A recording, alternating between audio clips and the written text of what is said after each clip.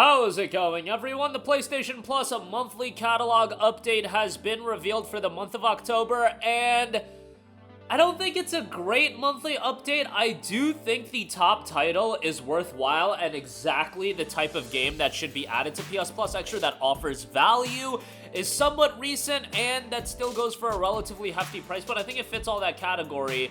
The other titles, I could see people being a little bit disappointed by, especially considering when you have a re-edition, and the Plus Premium titles are fine. There are some notable titles there. So we'll go through it. I think as far as Plus Extra goes, look, we've had some absolute trash tier months. This isn't as bad as some of the other months, just because the top title being added is Dead Island 2. And Dead Island 2, I feel like this is a pretty good addition, where I have even said games like a Dead Island 2, games like a Dying Light 2, Cyberpunk 2077, those are games that, yes, they are somewhat popular, so a lot of people do already own them. However, there's a considerable amount of people that don't, and adding a game like this to the subscription service offers a sizable amount of value, given that Dead Island 2 is a game that still goes for like $30, and it's a game that you're adding into the service, but you're adding just the base game to the service. So from a standpoint of the publisher, they'll be able to be like, all right, we'll give you the base game, but we could hopefully sell some DLC to the people that do end up enjoying the game. I think it just makes a lot of sense. And am I saying Dead Island 2 is the greatest game ever? No,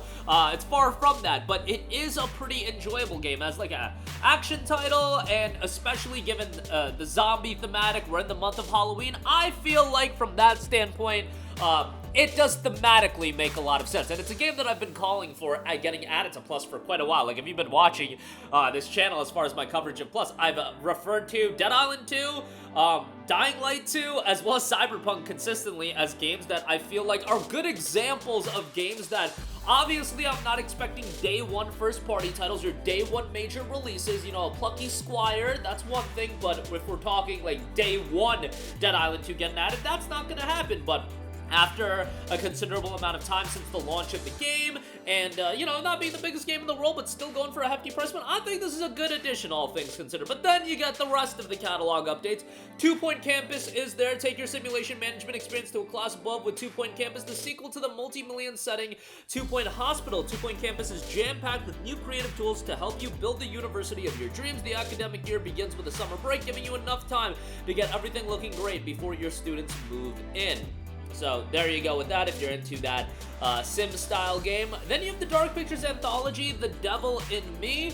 Another one that has a bit of a spooky vibe to it. So for the month of October, I feel like, you know, thematically it makes sense. The Dark Pictures is a series of standalone branching cinematic horror games from the studio behind Until Dawn that is super massive, easy to pick up and play in short sessions alone or with friends. The Devil in Me is the 4th game in the series and the season 1 finale. A group of documentary filmmakers receive a mysterious call inviting them to a modern-day replica of serial killer H.H. Holmes' murder castle. It's an opportunity that's too good to pass up and could be just the thing they're looking for to win some much-needed public interest. So that is getting added as well. Then you have Gris. Gris is an awesome game.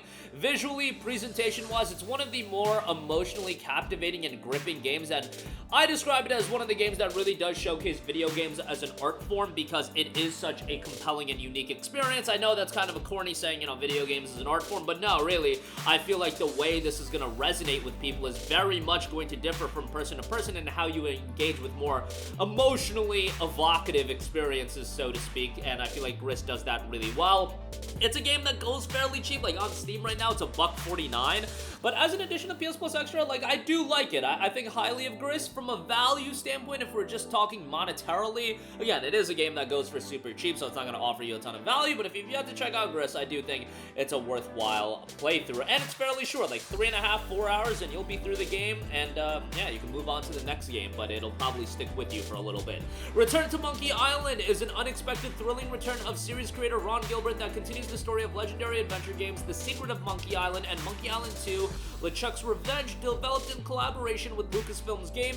Banter with old friends and new faces on familiar islands now under dangerous new leadership, then take to high seas and explore the new and unknown as you work your way out of tough predicaments. Clever puzzles, bizarre situations are all that stand between Guybrush and glory. And then you do have Ghostbusters Spirit Unleashed again for the October theme. I feel like it works well. A fun multiplayer game for all skill levels. 4-portion pack-wielding Ghostbusters attempt to catch a ghost house, haunting unique locations in an asymmetrical multiplayer battle online or offline. As players progress, they will unlock cosmetics and upgrades for both Ghostbusters and Ghosts to evolve their gameplay experiences. So that is added as well. You got Firefighting Simulator. The squad become a part of the major US cities firefighting team and experience how it feels to fight fires. Discover over 40 diverse deployment locations spread across the city, inspired by North American West Coast. Equip yourself with authentic firefighting gear, such as helmets, firefighter boots, and a breathing apparatus modeled by well-known North American firefighting equipment manufacturers. In single-player mode, become the leader of an experienced firefighting team. In multiplayer co-op mode, play with up to 3 friends and take on whichever role suits you the most. So that is getting added. Then you've got Overpass 2. You've also got Tour de France 2023, and then as a re-edition, you do have Tom Clancy's Ghost Recon Wildlands, which was available in the service. Now it is getting re-added to the service. So definitely on a top level, like really happy about the addition of Dead Island 2. And then everything else just kind of falls in place. Like Gris is a nice addition, and then you do have some themed games for the month of October. 2 Point Campus, I'm sure some people will enjoy, but you've only got 1, 2, 3, 4, 5, 6, 7, 8, 9, 10 games, and if you eliminate Wildlands as a re-release, 9 games as a part of your extra edition. I've always been of the mindset, and this is such a generic request, but I feel like 11 to 12 games would be an ideal amount. And even if you're gonna do 9 games, like, let's be real, how many people are gonna check out Tour de France? How many people are gonna check out some of these games? I mean, not everything it has to be for everyone, but it would be nice to get 1 or 2 Dead Island 2 level games a month. I think that would be ideal, but that might be me asking for a little bit too much. I don't know. How about you guys let me know as far as that's concerned, because Wildlands is just a re-release, so what's the big deal in that? But PlayStation Plus Premium getting some additions as well. The Lost Clockwinder is getting added. This is a PSVR 2 title, so that'll be added. Dino Crisis, we knew that was coming. A huge addition there. Dino Crisis is a very iconic game, and a lot of people have been hounding at Capcom to do another one. 3 years ago, a scientist researching a new source of clean energy known as a third energy died during an experiment.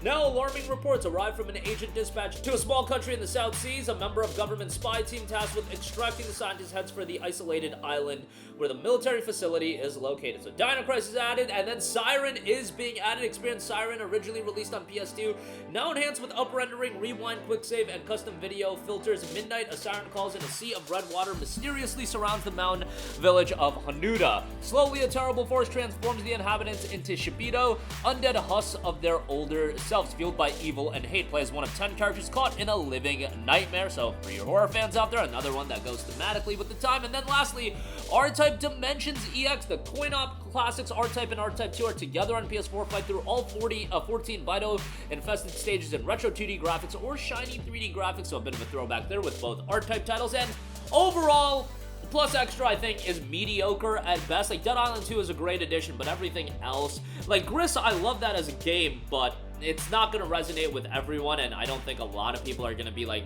going out of their way to play it. I do think they should. I think it's a great game, but value-wise, it's a very cheap game as well. So, it's an okay month, all things considered. My expectations out of Plus Extra are absolutely in the toilet, so for my standards, I think it's pretty decent, all things considered. But that'll do it for me. Let me know all of your thoughts in the comment section down below. Sound off there. Thank you for watching, and goodbye.